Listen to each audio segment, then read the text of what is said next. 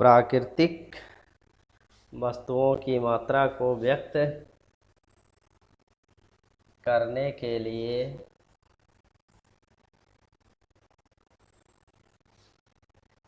जिन काल्पनिक प्रतीक चिन्हों का उपयोग किया जाता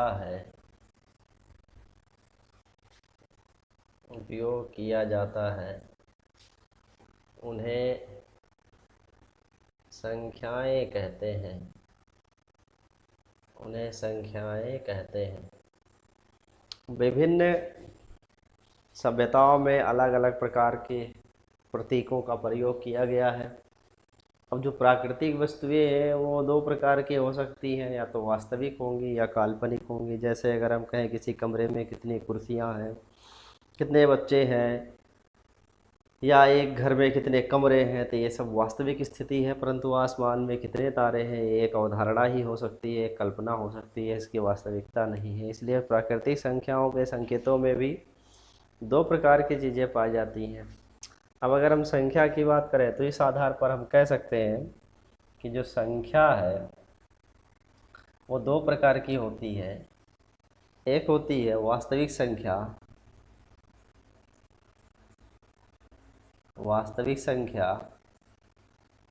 और एक होती है काल्पनिक संख्या।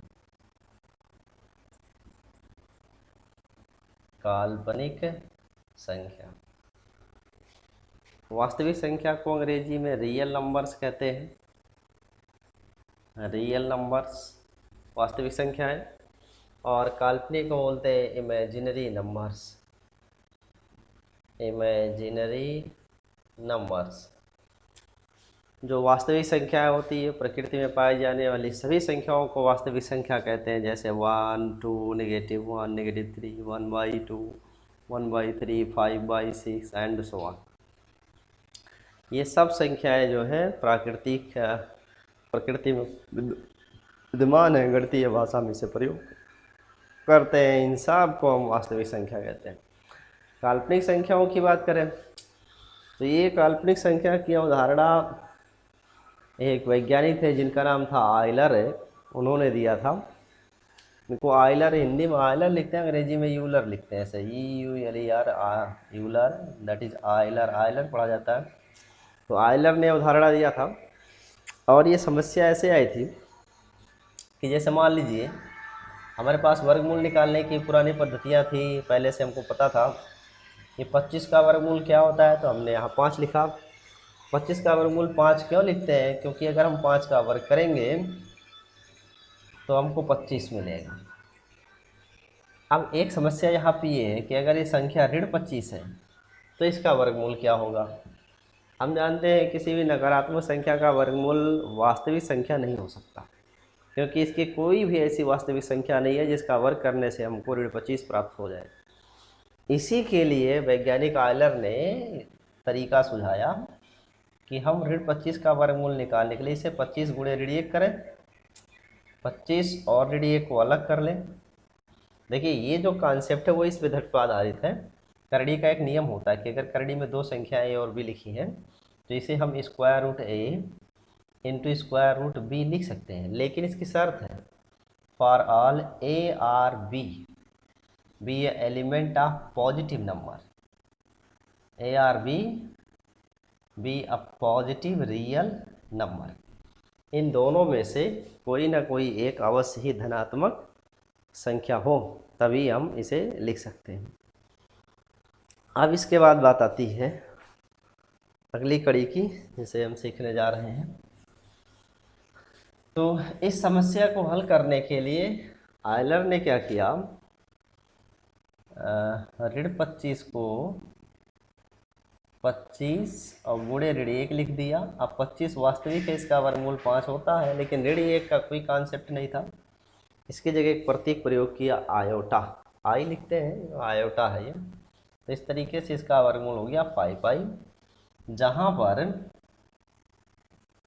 हमने देखा कि i बराबर है स्क्वायर रूट -1।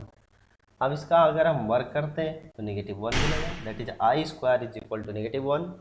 इसका क्यूब करोगे आप, अगर क्यूब करोगे तो i क्यूब बराबर हो जाएगा i square into I, that is -i, ऋण i हो जाएगा। ऐसे अगर i की घात 4 हो तो i की घात 4 को i square into I square लिख सकते हैं। सो -1 into -1 it must be a +1। So i power 4 की वैल्यू हमें प्राप्त होती है 1। ये हमें याद रखना चाहिए। अब इस 4 के जितने भी मल्टीपल है, जैसे 8 है तो भी 1 होगा, 12 है तो भी 1 होगा, 16 है तो भी 1 होगा, 20 है तो भी 1 होगा। इस 4 के जितने भी मल्टीपल हैं उन सभी पॉइंट बिंदुओं पर यह मान हमेशा धन 1 ही होगा। ये रही काल्पनिक संख्या की बात। अब इस काल्पनिक संख्या में एक छोटा सा और तथ्य आपको हम बताते हैं। हमने सीखा कि आयोटा द्वारा काल्पनिक संख्याओं को व्यक्त किया जाता है। बहुत सारी ऐसी स्थितियां हैं जब हमें काल्पनिक संख्या को वास्तविक संख्या के साथ मिलाना पड़ता है। तो मान लीजिए एक वास्तविक संख्या x है और काल्पनिक संख्या है i y भी वास्तविक है, ये i काल्पनिक है। अब चूंकि वास्तविक के साथ ये i जुड़ा है अर्थात काल्पनिक संख्या जुड़ी है, इसलिए पूरे भाग को कहेंगे हम काल्पनिक भाग या इमेजिनरी पार्ट, और ये रियल है, वास्तविक है, इसलिए इसे कहेंगे वास्तविक भाग, रियल पार्ट। तो इस तरीके से इसमें हम देखें तो एक रियल पार्ट दिख रहा है और एक इमेजिनरी पार्ट दिख रहा है। इन दोनों को मिला के जो नंबर बनती है उसे कहते हैं कॉम्प्लेक्स नंबर, हिंदी में कहते हैं सम्मिश्र संख्या, सम्मिश्र संख्या कहते हैं। ये सम्मिश्र संख्या इंटर में है, वहाँ हम लोग इस पर विस्तार से अध्ययन करेंगे। हाई स्कूल में इसके बारे में हमें बहुत सारी जानकारियाँ नहीं लेनी है, इसका अपना एक अलग ही विज्ञान है, अलग शाखा है कॉम्प्लेक्स मैथमेटिक्स, वहाँ पर हम इन काल्पनिक संख्याओं के बारे में विस्तार से जानकारी प्राप्त करेंगे। बस इतना ही रखते हैं हम इस काल्पनिक संख्या में। अब आ जाते हैं वास्तविक संख्या में। तो वास्तविक संख्या में हमने देखा कि जितनी भी नंबर्स हैं लगभग काल्पनिक को छोड़ करके उन सभी संख्याओं को वास्तविक कहते हैं।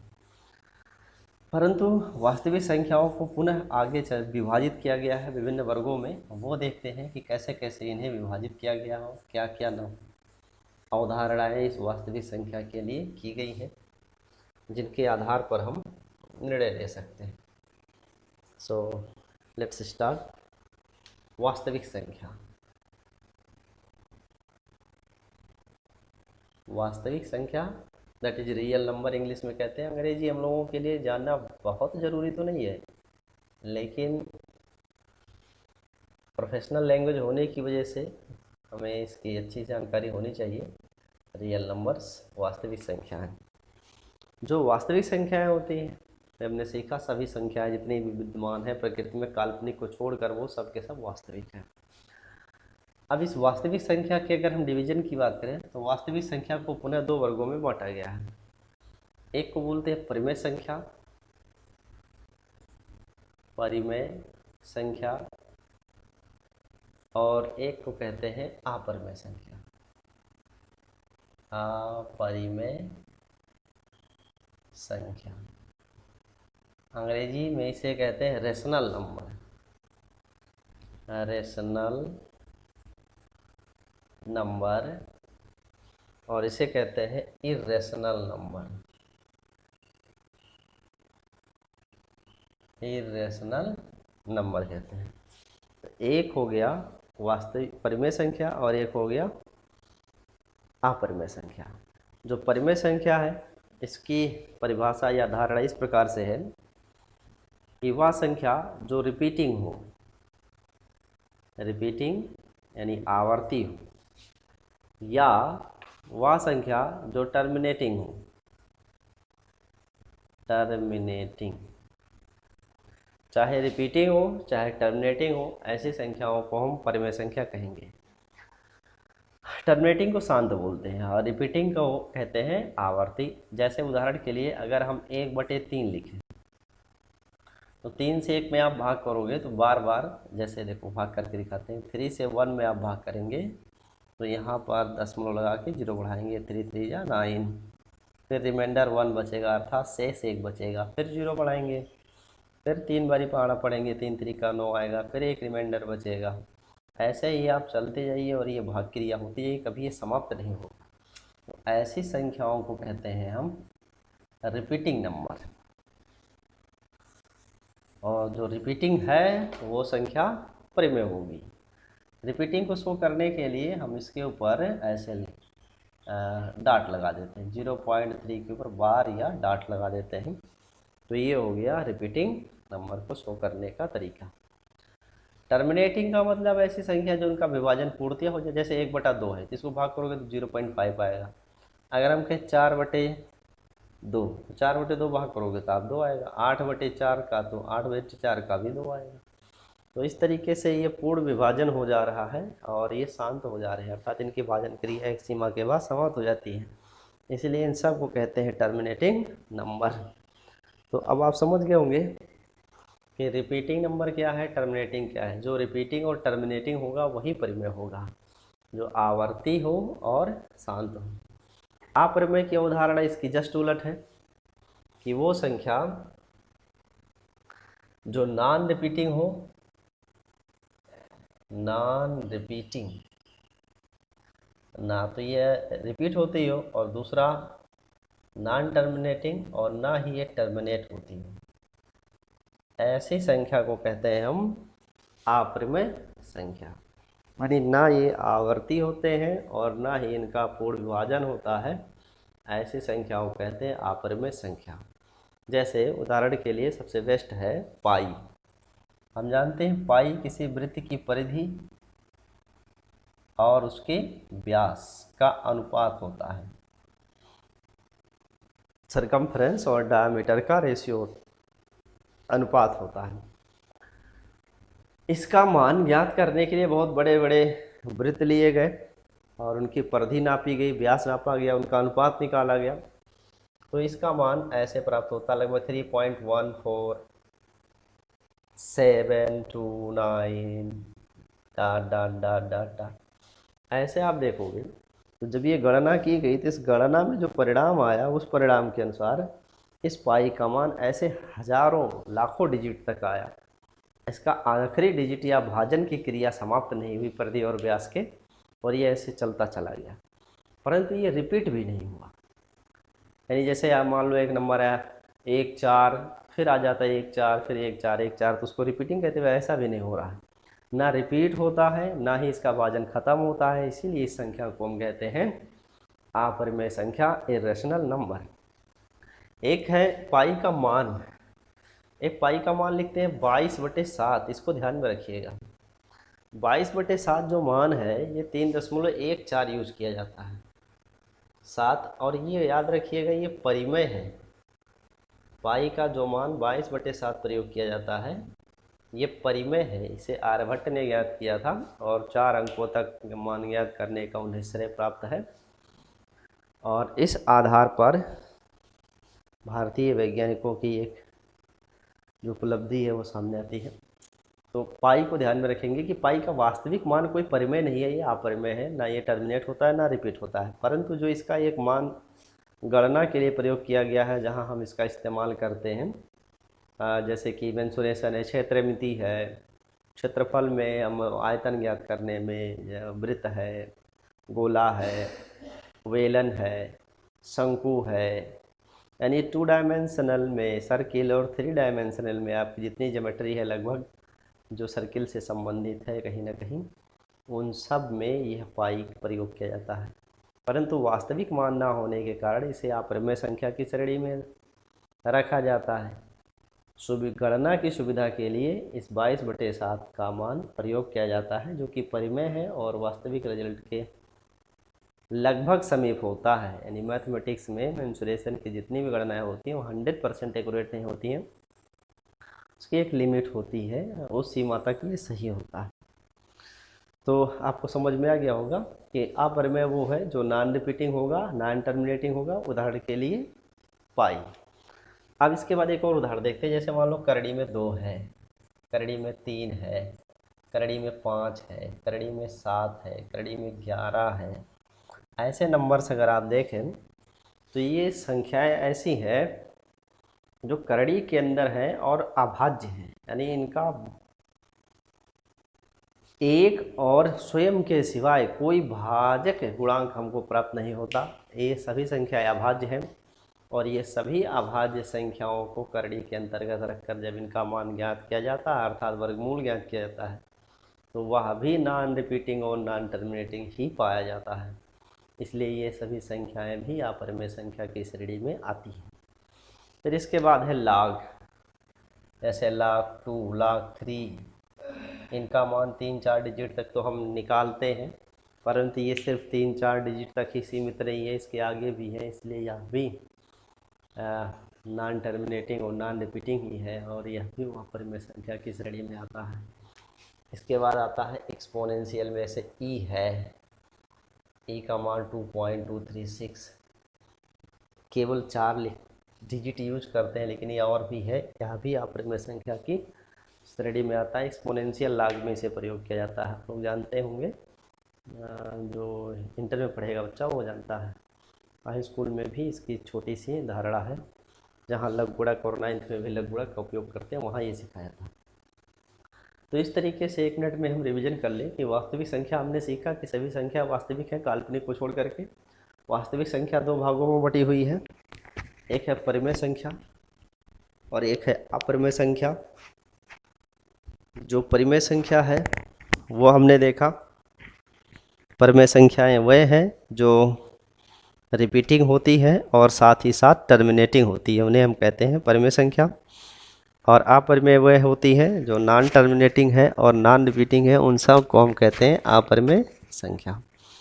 अपरिमेय संख्या के उदाहरण में हमने आपको बताया पाई, जिस वास्तव में ये वृत्त की परिधि और व्यास का अनुपात होता है, और यह करड़ी के अंतर्गत अभाज्य संख्याएं हैं। और ये जो लाग वाले टर्म है ये भी अपरिमेय की श्रेणी में आते हैं।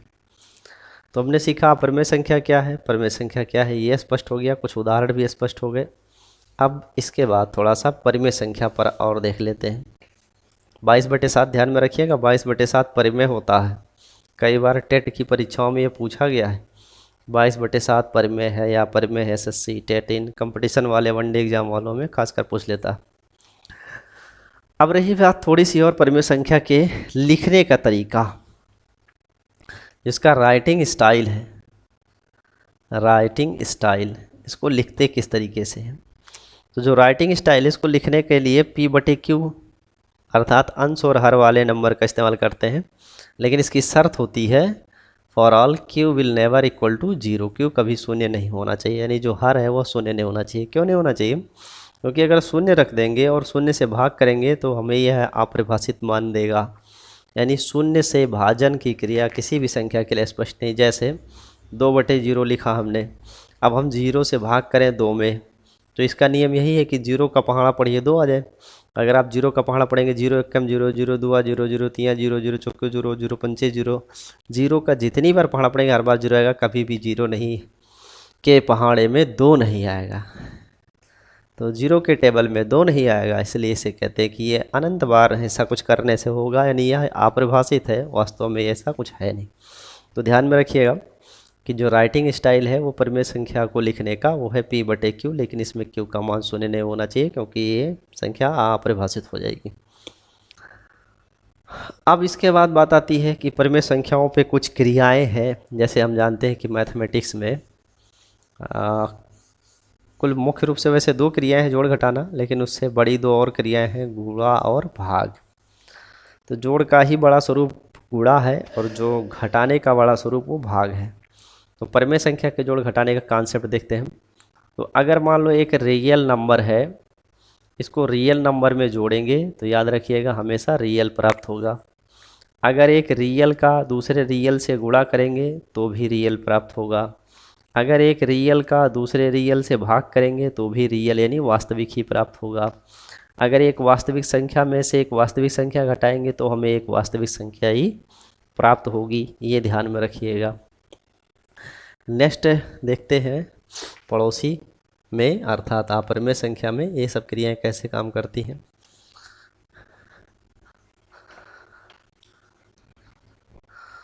तो अगर एक अपरिमेय संख्या है, इर्रेशनल नंबर है, और उसमें एक इर्रेशनल नंबर अपरिमेय संख्या जोड़ेंगे तो हमें अपरिमेय ही प्राप्त होगा। अगर एक अपरिमेय है, इसका एक अपरिमेय के साथ गुणा करोगे आप तो अपरिमेय ही मिलता है।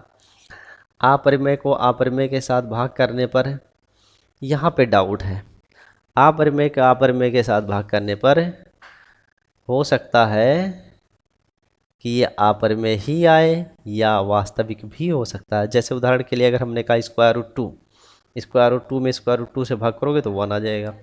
लेकिन ये स्पेशल केस है, जब इसके मान संख्याओं के बराबर होंगे तो वास्तविक आएगा, अगर बराबर नहीं है तो ये परिमेय संख्या नहीं आएगी, अपरिमेय ही आएगी।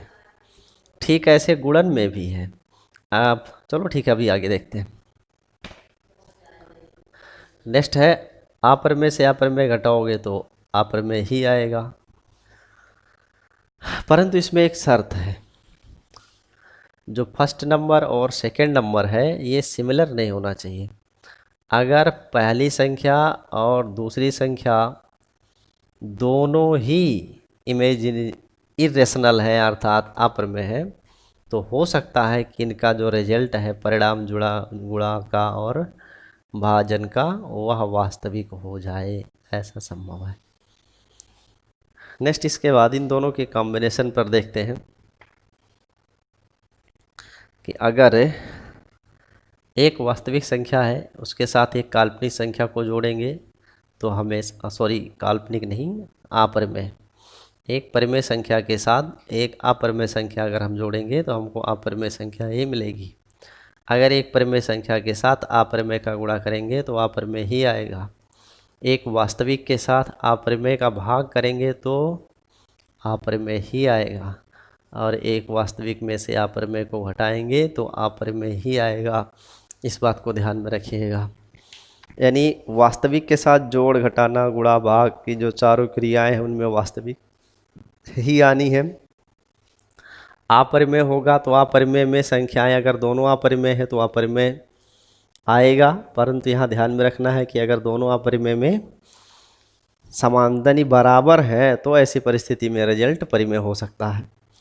परंतु ये जो 4 रिजल्ट लिखा है इसे ध्यान में रखिएगा, पहला, दूसरा, तीसरा और चौथा, कि परिमेय और अपरिमेय का मिलन हमेशा अपरिमेय होता है। इस चीज़ को ध्यान में रखिएगा। कभी कभी ये परीक्षाओं में 1 नंबर में पूछ लिया जाता है। तो अब इसके आगे चर्चा करते हैं, इसे हम मिटा देते हैं।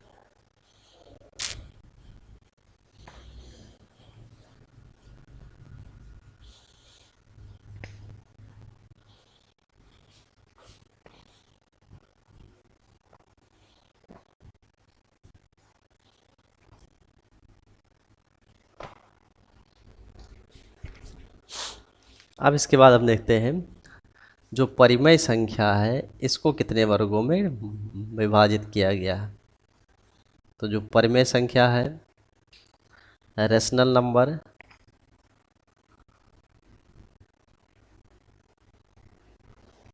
इस परिमेय संख्या को पुनः 2 वर्गों में विभाजित किया गया है, और वो है, परिमेय संख्या के 2 भाग हैं। एक है पूर्णांक अर्थात इंटीजर्स, और दूसरा है भिन्न, फ्रैक्शन।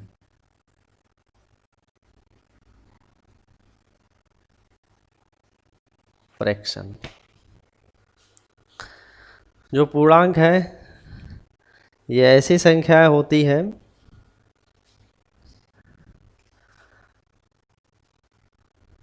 जो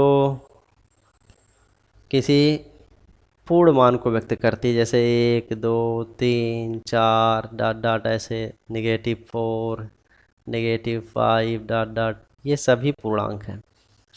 भिन्न वह होते हैं जो P/Q के फॉर्मेट में होते हैं, यानी इनमें अंश होता है और उनका अपना एक निश्चित हर होता है। अंश को नॉमिनेटर कहते हैं अंग्रेजी में, नोमिनेटर और हर को डिनोमिनेटर कहा जाता है, डिनोमिनेटर कहा जाता है।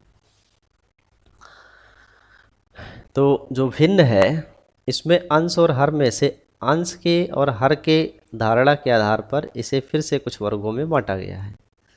जैसे अंश और हर को अगर हम मान लें पी और क्यू है, तो इसमें एक धारणा ये है कि अगर पी का मान क्यू से छोटा हो, पी का मान क्यू से छोटा हो यानी अंश हर से छोटा हो, तो इसे कहते हैं उचित भिन्न। उचित भिन्न या इसे सम भिन्न भी कहा जाता है, सम भिन्न। दूसरा है पी का मान क्यू से बड़ा हो, तो इसे कहते हैं विषम भिन्न, विषम भिन्न कहते हैं इसको। और तीसरा है कि ये पी क्यू के साथ कोई और एक संख्या आ जाए, जैसे आर पी वाई क्यू, इस तरीके से इसको पढ़ते हैं आर सही पी बटा क्यू या आर सेफ पी ओवर क्यू, इसे कहते हैं मिश्र भिन्न, मिश्र भिन्न कहा जाता है। जैसे हमने लिखा 3 सही 1/4, इसका मतलब होता है 3 को 4 से गुणा करना, 3 चौको 12 और 1 जोड़ देंगे 13, तो हो जाएगा 13/4, इसको बोलते हैं मिश्र भिन्न। उचित भिन्न या सम भिन्न का उदाहरण है, जैसे है 1/2, 5/9, इस तरीके से बड़े बड़े हर वाले। और विषम में आ जाए 5/4, 3/2, तो इसमें अंश से हर छोटा दिख रहा है, तो ये विषम है, एक सम है और एक मिश्र भिन्न है। तो आपको ये भिन्न की धारणा समझ में आ गई होगी। अब चलते हैं पूर्णांकों के बारे में जानते हैं। जो पूर्णांक हैं इन पूर्णांकों को भी दो वर्गों में विभाजित किया जा सकता है। एक तो होता है धनात्मक पूर्णांक, धनात्मक पूर्णांक, धनात्मक पूर्णांक पॉजिटिव इंटीजर्स, और एक होता है ऋणात्मक पूर्णांक। दो भागों में बांटा जा सकता है, धनात्मक पूर्णांक और ऋणात्मक पूर्णांक, पॉजिटिव इंटीजर और नेगेटिव इंटीजर। जो धनात्मक पूर्णांक है इसे z प्लस से दर्शाते हैं, z प्लस, ये प्रतीक होता है समुच्चय में काम आता है। और ऋणात्मक प्रतीक z निगेटिव यूज करते हैं ऋणात्मक के लिए।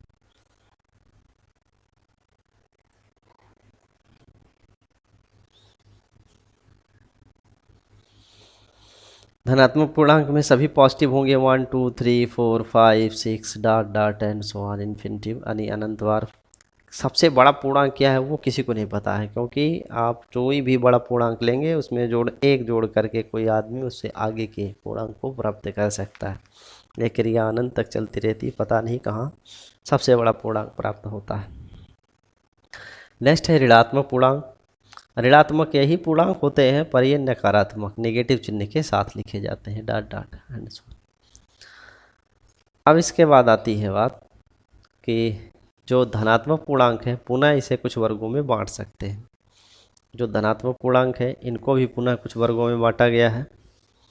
उनमें से आपको जो पहला भाग है वो है प्राकृतिक संख्या, नेचुरल नंबर,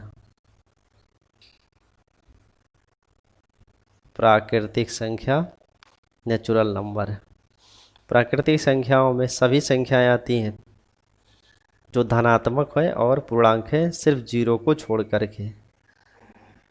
दूसरा है पूर्ण संख्या। जो पूर्ण संख्या है होल नंबर इसे कहते हैं, इसमें 0 भी इंक्लूड हो जाता है, 0 1 2 3 4 dot dot and so on.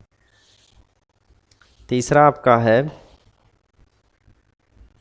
सम संख्या। सम संख्या वो होती है जो 2 से कट जाए, जैसे 2 4 6 8 एंड सो ऑन।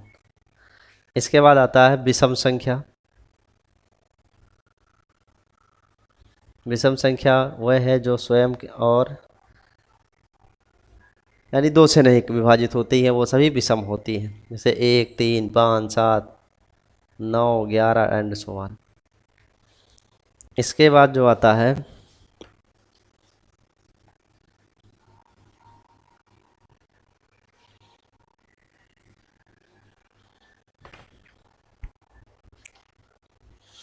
इसके बाद है सम संख्या, विषम संख्या, प्राकृतिक संख्या, पूर्ण संख्या, और इसके बाद है आपका भाज्य संख्या। इसे बोलते हैं कंपोजिट नंबर। कंपोजिट नंबर ऐसी संख्या जिनका 3 से या 2 से ज़्यादा गुणक होते हैं उन्हें हम भाज्य कहते हैं। जैसे कि 4 है, 6 है, 8 है। अगर 4 का गुणनखंड आप लिखो तो 1 होगा, 2 से भी कट जाएगा और 4 से भी कट जाएगा। 6 का अगर आप देखो तो 1 से भी कटेगा, 2 से भी कटेगा, 3 से भी कटेगा, 6 से भी कटेगा। तो 2 से ज़्यादा गुणनखंड है या भाज्य नंबर जिनके संभव होते हैं उन्हें हम कंपोजिट कहते हैं। नेक्स्ट है अभाज्य संख्या। अभाज्य संख्या इसे कहते हैं अंग्रेजी में प्राइम नंबर। और जो प्राइम नंबर होता है ये ऐसी संख्या होती है जो स्वयं और एक के सिवाय किसी दूसरे से विभाजित नहीं होती है, अर्थात इनके केवल 2 ही गुणनखंड होते हैं। जैसे कि 2 है, 3 है, 5 है, 7 है एंड सो ऑन। ये सभी अभाज्य संख्या हैं। अब इनमें से हम देखें तो हम यहाँ तक सीख चुके हैं परिमेय संख्या क्या है। पूर्णांक को 2 वर्गों में बांटा गया है, धनात्मक पूर्णांक, ऋणात्मक पूर्णांक। फिर धनात्मक पूर्णांक के भी कई भाग हैं। प्राकृतिक संख्या 1, 2, 3, 4, 5, 6, 7, 8, 9 इस तरीके से अनंत तक आप गिनते जाइए, उन्हें प्राकृतिक संख्या कहते हैं। जो पूर्ण संख्या है उसमें 0 को भी जोड़ लिया जाता है। 0 आर्यभट्ट की देन है, ये भी आप जानते हो, इसे ध्यान में रखिएगा। 0, 1, 2, 3, 4, 5 dot dot and so on. यानी प्राकृतिक संख्या के साथ 0 को अगर सम्मिलित कर लें समुच्चय में तो ये पूर्ण संख्या कहलाता है। सम संख्या वह होगा जो 2 से विभाजित हो जाए। 2, 4, 6, 8। सबसे छोटी सम संख्या क्या है? तो सबसे छोटी सम संख्या 2 है। सबसे बड़ी पूछा जाए तो अज्ञात है, इन्फिनिट होता है, वो हम नहीं जानते।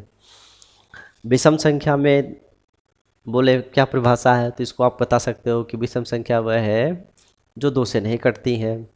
और सबसे छोटी विषम संख्या है 1। सबसे बड़ी विषम संख्या अज्ञात है, नहीं मालूम, इनफाइनाइट बोलते हैं उसको।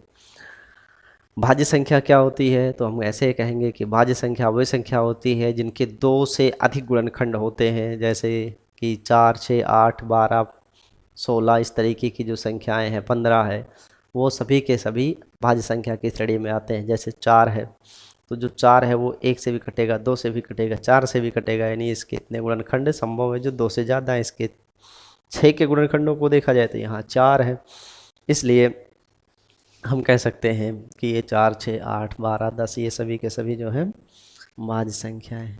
फिर है अभाज्य संख्या, प्राइम नंबर। तो अभाज्य संख्या वो होती है जो स्वयं और एक के सिवाय किसी से ना कटे, अर्थात जिसके केवल 2 गुणनखंड हो उन्हें हम अभाज्य कहेंगे। इसमें से 2 लाइनें याद रखिएगा। सबसे छोटी सम अभाज्य संख्या, तो उसका उत्तर होगा 2।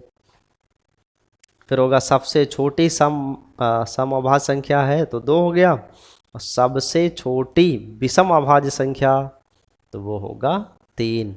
यानी 2 सम अभाज्य संख्या है सबसे छोटा और 3 विषम अभाज्य संख्या है जो सबसे छोटा है।